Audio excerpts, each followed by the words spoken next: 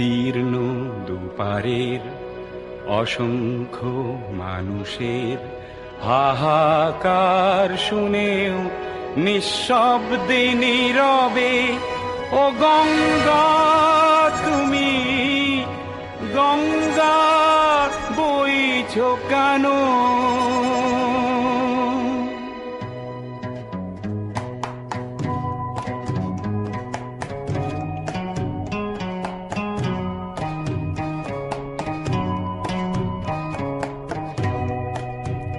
বিস্তীর্ণ দুপারের অসংখ্য মানুষের হাহাকার শুনেও নিঃশব্দে নীরবে ও গঙ্গা তুমি গঙ্গা বইছো কেন?